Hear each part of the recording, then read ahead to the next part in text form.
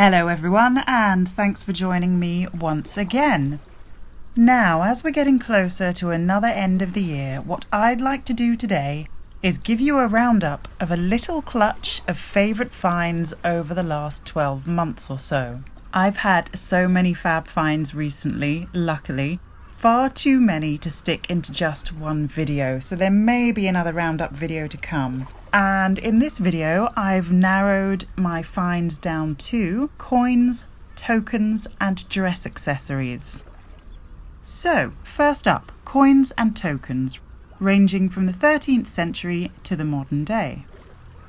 You'll often hear me say that where there are pins, there may be coins, and where there are modern coins, there may be old coins. And while it doesn't always ring true, it can yield pleasing results. And sometimes a coin-like item will turn up, a token, for example.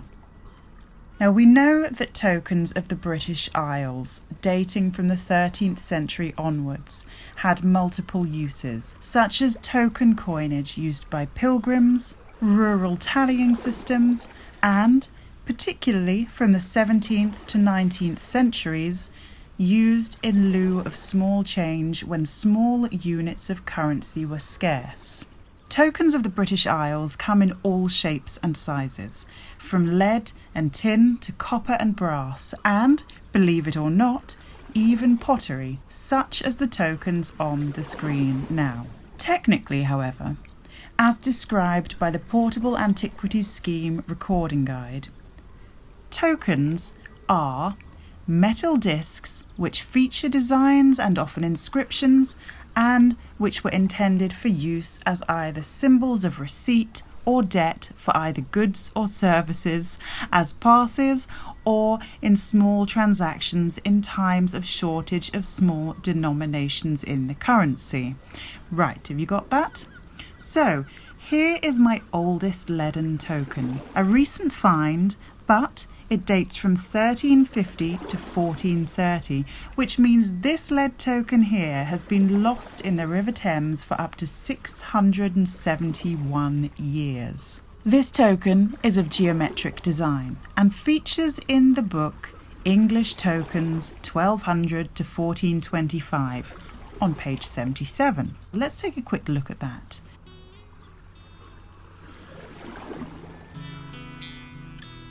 Let's now see the token all cleaned up.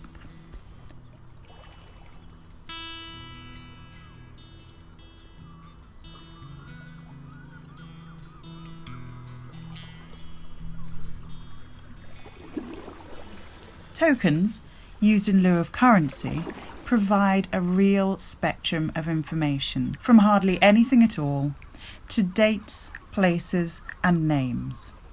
For example, 17th century trade tokens are rich in detail and design, and share a wealth of information that allows the finder to piece together a real sense of time and place, such as this one here, which I actually found many years ago.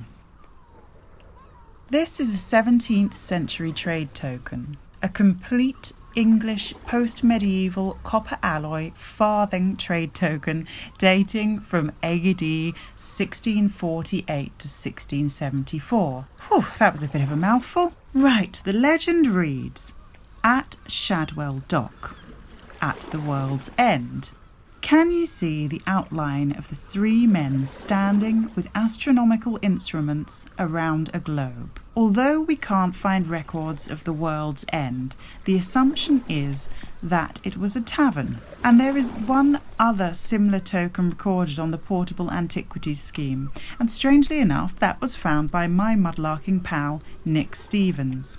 You can check out more 17th century trade tokens on the excellent website Peeps Small Change. I'll put a link to that in the video description.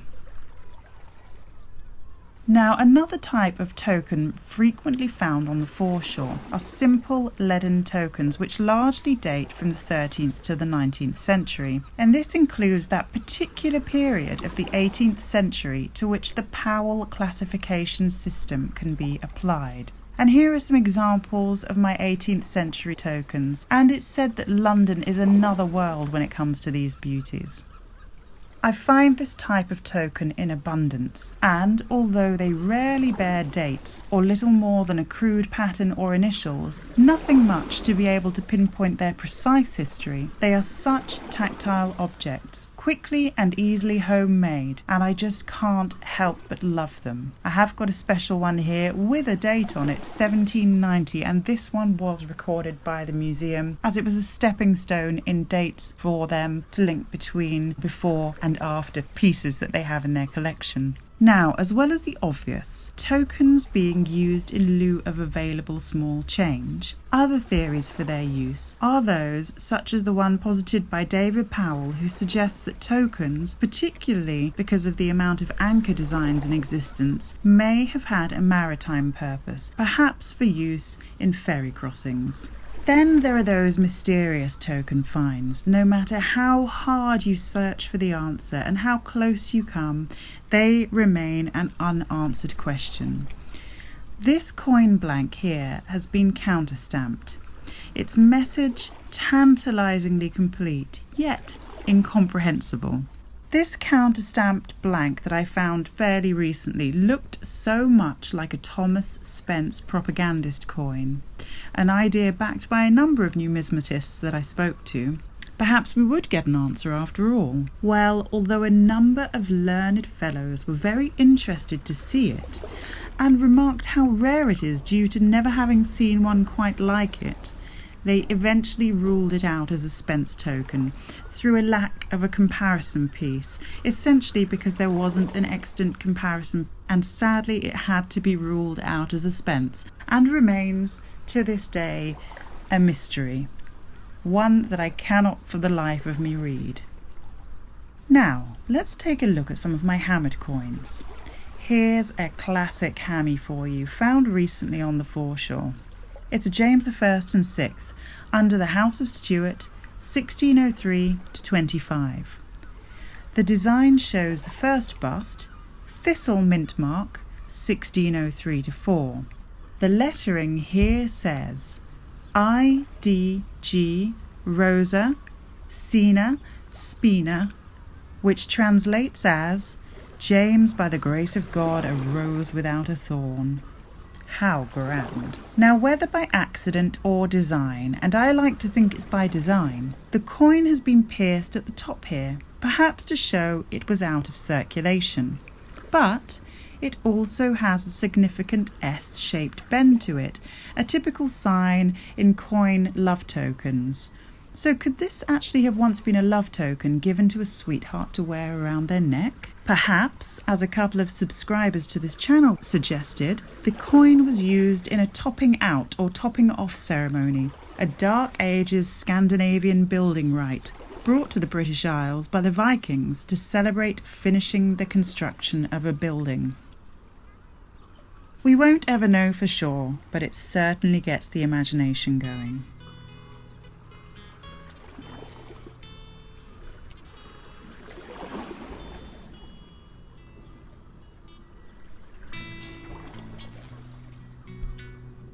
Now here's a strange coin, another recent find, made of zinc alloy and square in shape.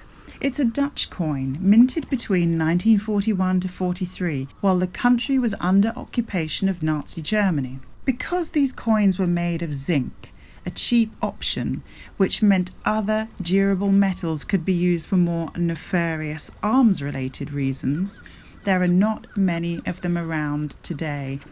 Certainly not many of them around in good condition, and I'm pleased to have found this one here.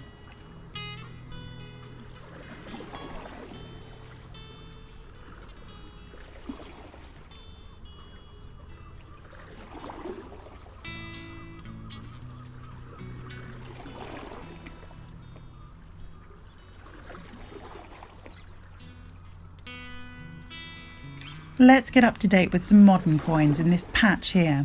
And although they are as modern as it gets, it's always a thrill to find a proper coin patch that turns up many, many coins. And look at this little lot.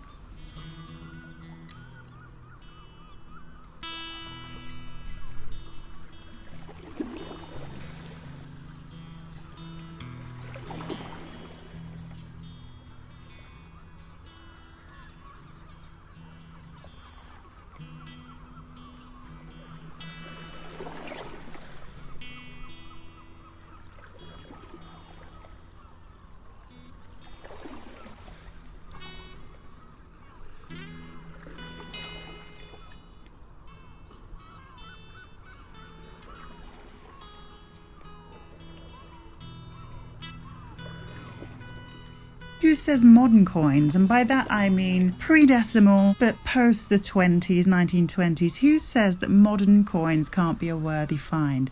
Here is an early 20th century Irish Pingin penny, first minted in 1928, and it's the first coinage of the Irish Free State, replacing its British counterpart.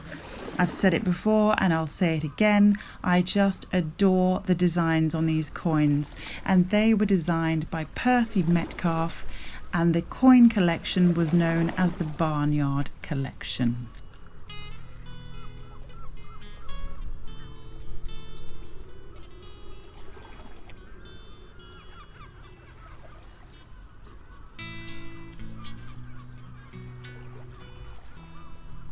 Alright, let's sashay over to some dress-related finds now. And we find a number of dress-related treasures on the foreshore. So think buttons, studs, fasteners, shapes, mounts, buckles, strap ends, and so on.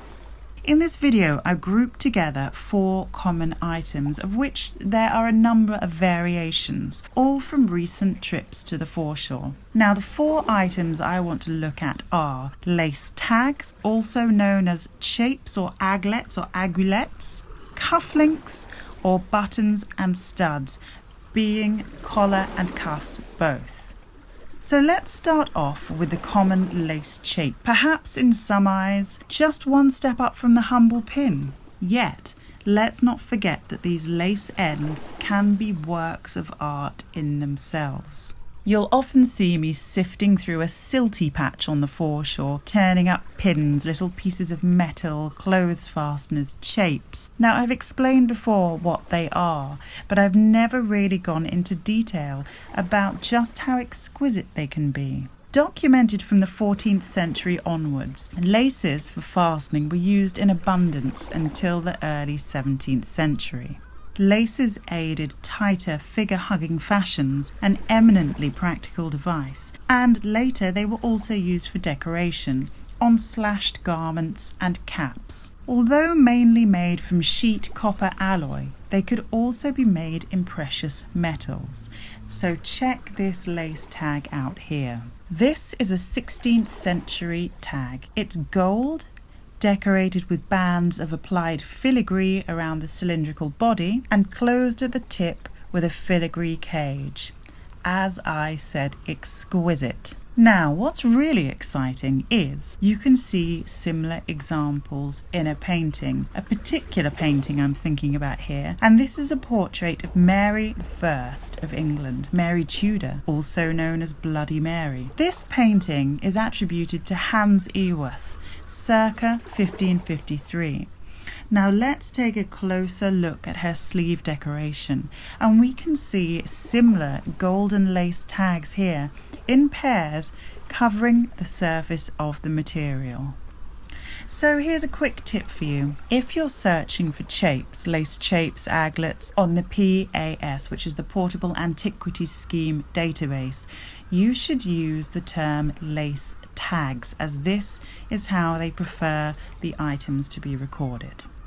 Now, moving on, 2 recent favourite finds of mine are fairly similar in design, and I found them on 2 separate trips, right one after the other. This first one is a presumed cufflink or button, likely 18th to 19th century in date. It's engraved with a heraldic type of rose with 6 petals and alternating calyx, smaller petals. Unlike other examples I found on the database, it's surrounded by what looks to be a rope design. The cuff button appears to me to have been worked by the hand of a craftsperson with limited skill. It has a real homemade look to it, and I wondered if this decoration was made by a peddler or hawker who would go house to house proffering their skills to the householder who might need any number of items engraving. Just an idea.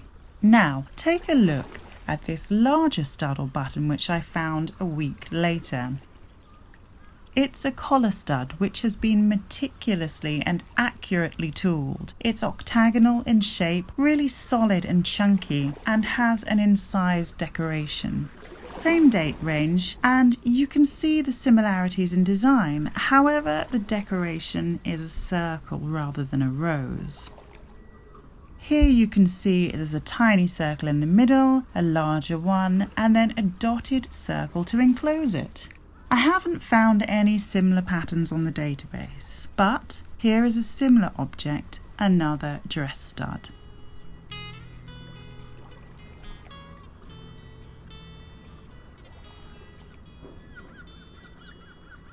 Due to the pandemic sending the world into meltdown, quite rightly, I haven't been able to have my regular appointments with the Fines Liaison Officer at the Museum of London. Therefore, this collar stud is a bit of a mystery at the moment, as is this strange little thing here, which is another recent find. I'm presuming it's a cuff button. You see the signs on the back here showing some kind of shank or attachment, and the decoration on the front is a W, so likely a personal item. But again, I don't know exactly what it is. I think it's a little earlier in date than these other two fasteners I've just shown you, but we'll have to wait and see. So as soon as my next one-to-one meeting is booked, I will update you guys. For now, I'm going to leave you with the sad tale of my buckle adventures, or lack thereof. There are those items in a mudlark's life, no matter how seasoned, that remain a running joke. And if you've been following my adventures for a while, you'll know about my lack of success with buckles. Modern buckles, that's fine, I've got lots. But it's the older ones that I'm looking for. And sure enough, I often find late medieval to early post-medieval shoe buckles, you know the kind, those annular ones. But my run of luck with larger decorated buckles, particularly of the 17th and 18th century, the ones I'd really love to find, a really nice juicy buckle. Well, let's just say this is how I first introduced the word partifact to you guys. Partifact. Part of an artifact. Check out these few near misses from recent outings and feel my pain. Alright guys, well that's it for me this week. I'm back out on the foreshore in a couple of days, so expect a brand new foreshore video very soon. And I'm off on my travels once again. I'll be up in the north of England next week, so do look out for another Northern Estuary video in the coming weeks. Until then, keep merry and have fun. I'll see you soon. Bye for now.